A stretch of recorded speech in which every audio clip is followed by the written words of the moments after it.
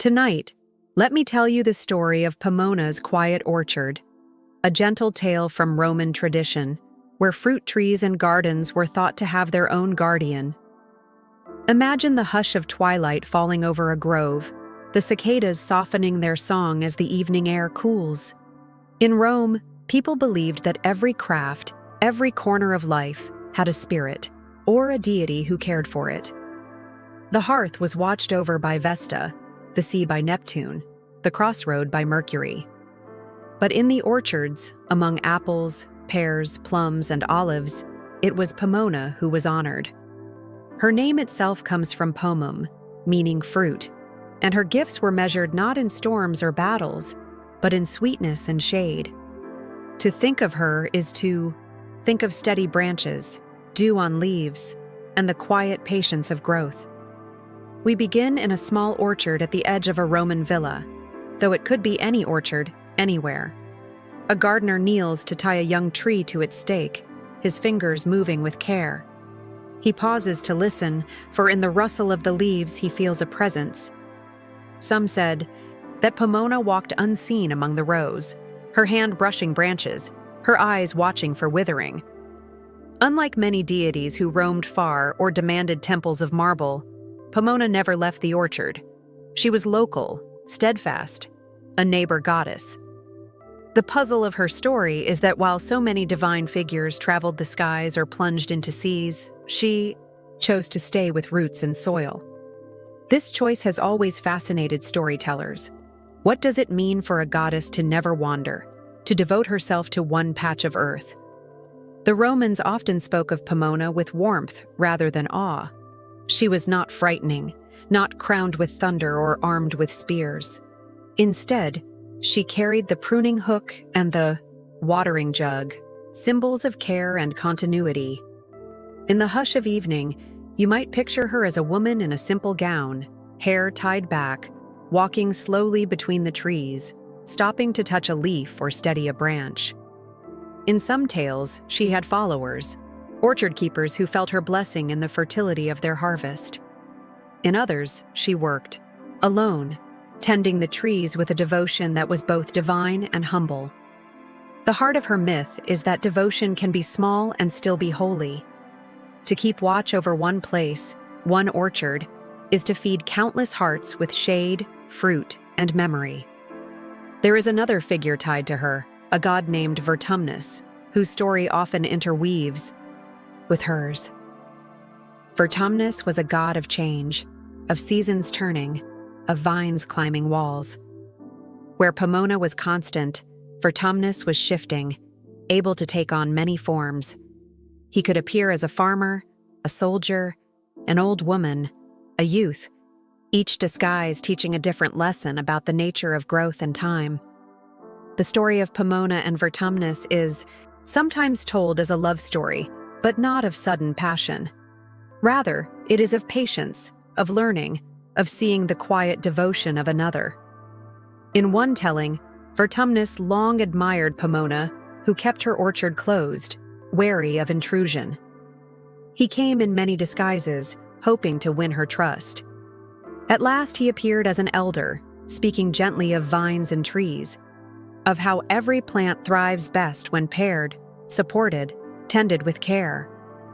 It was then Pomona listened, for she heard not flattery but knowledge, not conquest but companionship.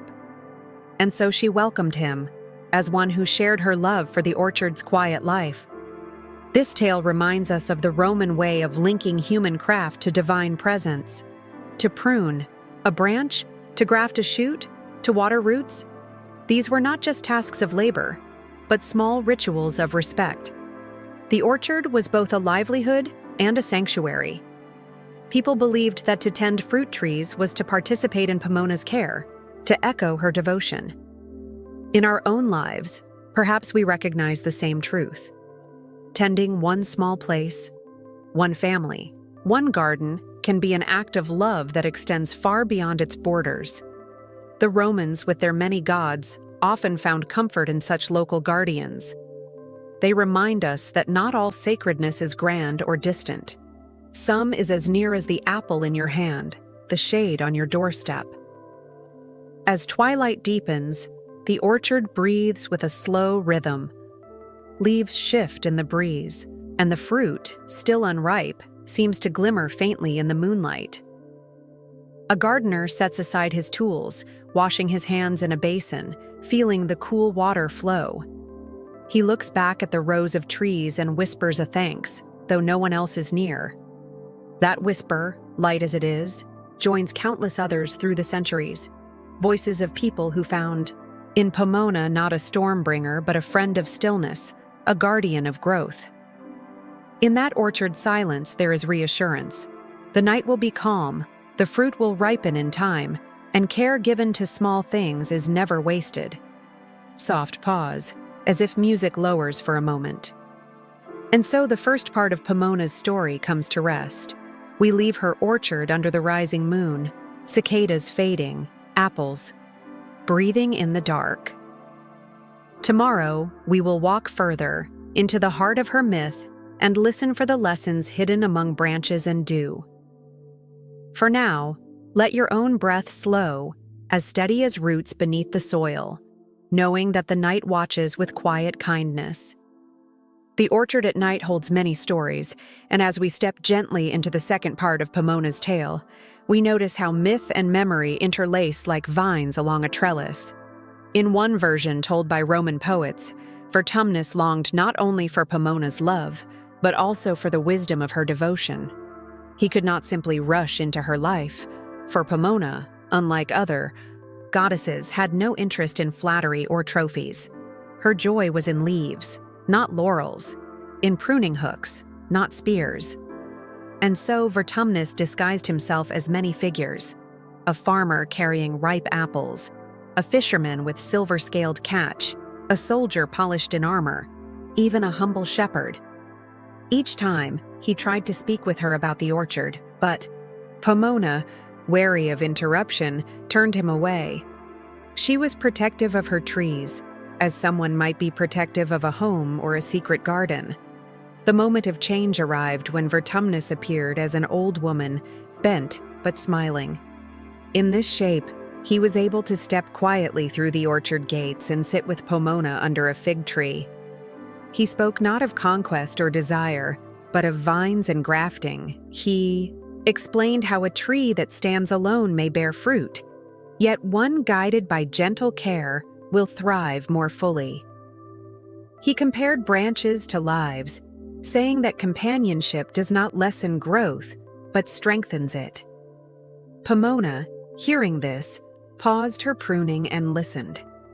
In the shade of her orchard, she found herself moved by the wisdom disguised in a stranger's voice. She realized that devotion need not mean solitude, that care can be shared. When Vertumnus revealed his true form, handsome and radiant as the god of seasons, Pomona did not turn away. She welcomed him, not because of his beauty, but because she recognized in him a fellow guardian of growth. This story was told not as a warning or a thrill, but as a meditation on patience and transformation. Vertumnus, the god of turning seasons, reminds us that change arrives slowly, like fruit ripening on a branch. Pomona teaches us that steadfast devotion does not mean isolation, but rather the courage to protect what is tender until the right time comes. Together, their myth becomes a picture of balance, constancy and change, roots and branches, soil and sunlight. The Romans saw in them a lesson about tending not only orchards, but also communities, friendships, and families. To nurture these bonds requires both steadiness and flexibility, the patience of Pomona and the adaptability of Vertumnus. When we look at the customs that grew around them, we find gentle echoes of this wisdom. Some scholars suggest that offerings of apples and pears were left in orchards as tokens of thanks. Others note that gardens were often enclosed, with gates marked by symbols of Pomona, to remind visitors that entry should be respectful. Even the act of grafting, a simple agricultural practice, was understood as a symbol of partnership, of bringing two living things together so that both might flourish. In our modern lives, the practice of gardening, or even caring for a single potted plant, carries the same quiet message. Care given in patience creates beauty that endures. Imagine now the orchard as evening deepens into night. A soft guitar note might be heard, or perhaps only the distant hum of insects in the dark. The gardener has gone inside, but Pomona walks the rows, unseen. She brushes her fingers across leaves heavy with dew. She pauses beside a young apple tree, its trunk still slender, and ties a strip of cloth to support it. The gesture is simple, almost invisible, but it carries a promise. To tend, to nurture, to stay. Somewhere beyond the orchard walls, the city of Rome stirs with voices, with markets and politics, with the noise of empire. Yet within the orchard, time is slower, measured not by battles or decrees, but by blossoms, ripening fruit, and the rustle of branches in the breeze. This contrast is part of the myth's quiet power. In a world that often celebrated conquest, Pomona's gift was steadiness. She reminds us that the sacred is not only in triumph, but also in the gentle act of keeping something alive. There is another layer to her story when we consider her absence from great epics. Unlike Jupiter or Mars, she was not at the center of national tales. Instead, she was remembered. In gardens, in household shrines, in conversations between farmers and their children. This modesty is itself meaningful. It suggests that people valued not only the grand myths, but also the everyday guardians, those deities who walked beside ordinary life. When a family harvested apples at the end of summer, when they stored jars of pears for the winter, they might whisper a word of thanks to Pomona. In this way, devotion was woven into daily rhythm, quiet but enduring. Perhaps that is why her story still lingers. It offers not spectacle but comfort, not fear but belonging. As the night grows deeper, stars appear above the orchard. Some shine brighter, some softer, but all are steady. To the Romans, stars were often linked with gods and heroes. Yet in the orchard, one might think of them instead as fruit hanging in the vast sky, tended by a cosmic gardener. The thought is tender. Just as Pomona tends her orchard, so perhaps the heavens are tended by unseen hands, pruning and guiding, ensuring that light ripens at the right time.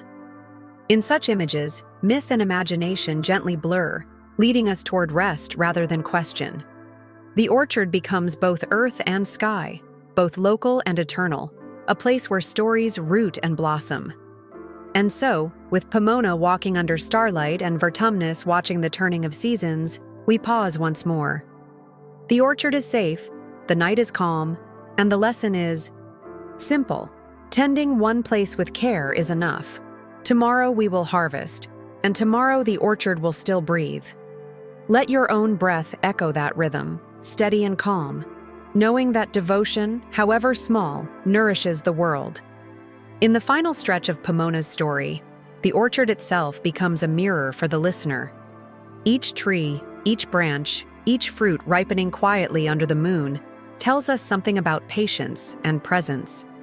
The Romans believed that myths were not only entertainment, but also gentle instruction, woven into the rhythm of daily life. To tell of Pomona was to remind neighbors and children alike that care for one patch of earth could be as noble as any conquest.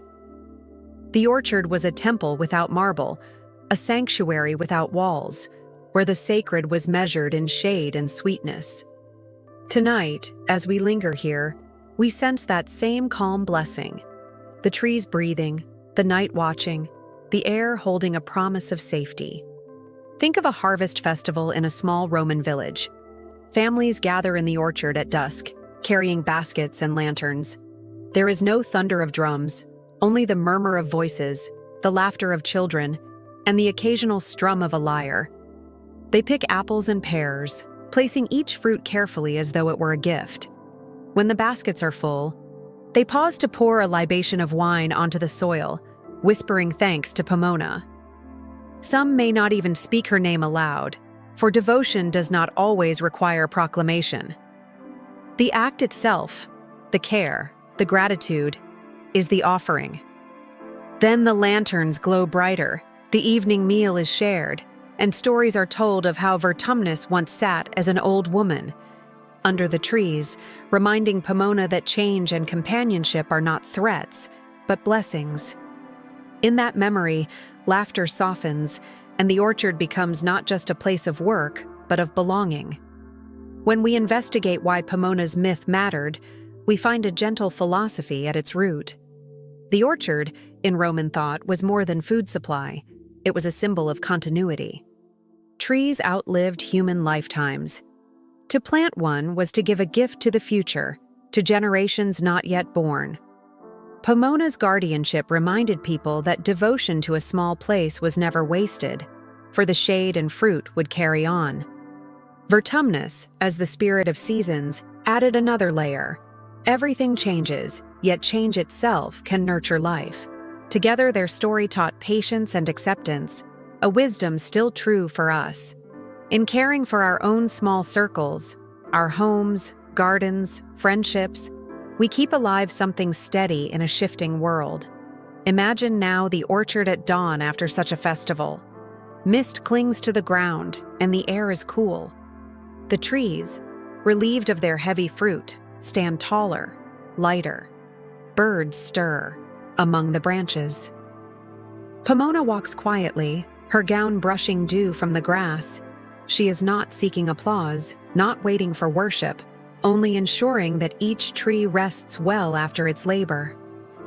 Vertumnus joins her, no longer disguised, but as himself, smiling at the balance of harvest and rest. Together they move through the rows, and in their silence is a blessing. Growth will return, seasons will turn, care will always matter. In one variation of the myth, it is said that Pomona's orchard was eternal, untouched by frost or drought, a divine place where every tree bore fruit in its time. Travelers who stumbled upon it felt peace settle into their bones, as though the air itself carried healing. Some said that to sleep beneath Pomona's trees was to dream of home, no matter how far one had wandered. Such dreams were not filled with grandeur, but with small comforts. A door left open, bread shared on a table, voices speaking kindly. Perhaps this is why her story has lasted. It does not lift us into thunder or glory, but returns us gently to what makes life whole. Now let us return to the gardener we met in the beginning. A season has passed, and his orchard has grown fuller. The young tree he tied to a stake is stronger, its branches reaching outward. He walks the rows at sunset, his steps slower but sure. He feels the presence of Pomona in the rustle of the leaves, in the coolness of dew on his hands. He whispers gratitude, not expecting a reply. Yet as he turns toward his home, he feels steadier, as if the orchard itself has blessed him with calm. This is the quiet truth of myth. It need not be thunderous to change us. Sometimes the softest stories are the ones that linger, guiding us when the world outside is loud. As we close this tale, imagine yourself sitting at the edge of Pomona's orchard. The night is deep but gentle. The moonlight rests on the branches, each leaf outlined in silver. The air carries the scent of ripening apples, sweet and grounding. You hear a distant guitar note, warm and steady like a heartbeat. In this moment, you are safe. The orchard is tended, the fruit will ripen, and you belong within this circle of care. Pomona is near, not as a figure demanding reverence, but as a neighbor, a quiet guardian reminding you that devotion to small things is enough. Vertumnus smiles in the distance, the seasons promise to turn, and your own breath falls into rhythm with the earth. And so, dear listener, let this story drift with you into rest. Pomona's orchard is eternal, and its shade is wide enough for you. The leaves whisper not of worry, but of comfort. The fruit glows softly like lanterns, and the soil holds you steady. Tending one place, one heart, one breath at a time is more than enough. As you close your eyes, carry with you the lesson that small devotion feeds many souls, and that night itself is a kind orchard in which we all find rest. Sleep well, and let the orchard watch over you.